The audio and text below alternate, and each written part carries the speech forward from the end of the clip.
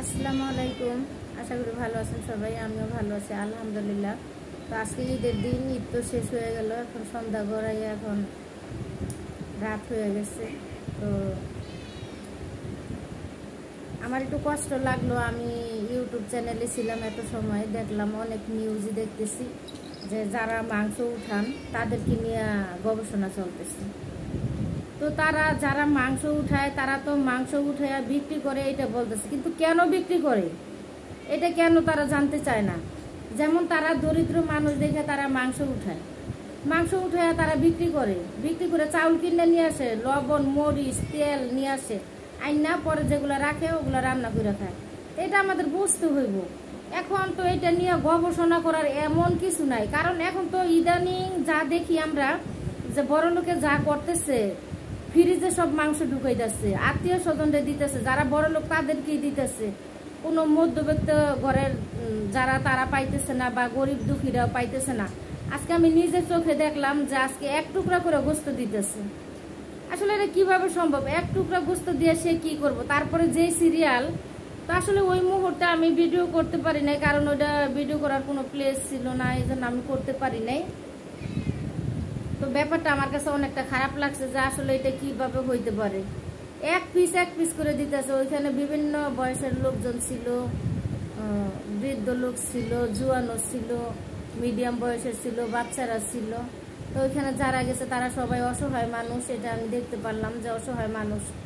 তা ওইখানে আসলে আমাদের আত্মীয় স্বজন ছিল, বা ওইখানে এমন কিছু লোক ছিল, ওনাদের কারণে আমি ভিডিও বানাইতে পারিনি।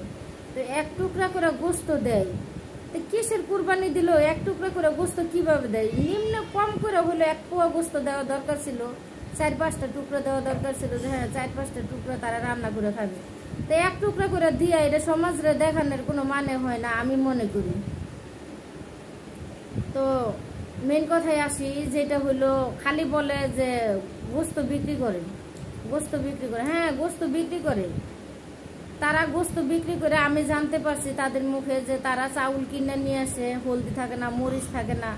তারা যারা বেশি দরিদ্র তাদের সাথে আমি কথা বলছি, ওনারা বললো যে মা মাংস তো উঠেছে কিন্তু চাউল তো নাই, আর তাই তো টানে যে একটু পোলাও চাল নিয়ে আসি, রান্না করি, পোলাও রান্না করে খাই।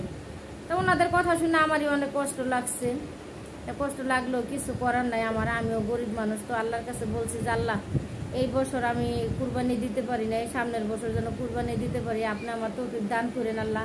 আমি গরু কুরবানি না দিলেও আমি যেন ছাগল কুরবানি দিতে পারি, এই জন্য আল্লাহ যেন আমার তৌফিক দান করে। কারণ আমি গরিব দুঃখীর মাঝে, আমি বলবো না যে আমি বেশি দিব, হ্যাঁ আমি এমন গোস্ত বিলাবো যে যাতে ওনারা রান্না করে খাইতে পারে।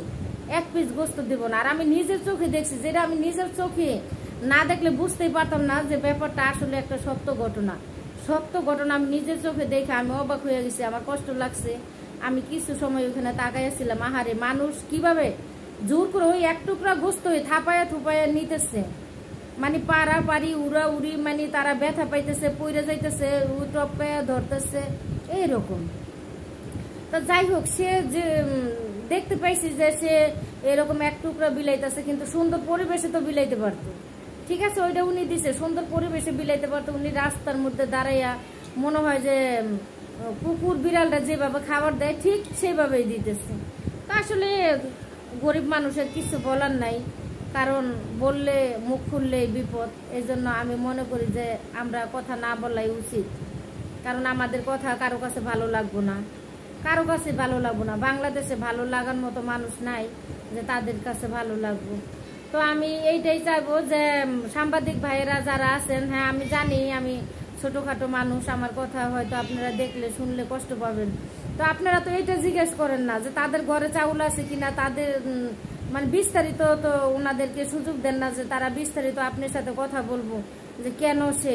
আমি এরকম একটা সাধারণ মানুষ, তারা আমার কাছে যদি বলতে পারে, তাহলে বড় বড় সাংবাদিক আমি মনে করি ওনাদের কাছে ওনারা ওনাদের দুঃখটা প্রকাশ করবো। হ্যাঁ অনেকের ঘরে তেল নাই, লবণ নাই, মরিচ নাই, মশলা নাই, মশলার দাম প্রচুর দাম, বেঙ্গলে এসছি দেখছো, মশলার প্রচুর দাম।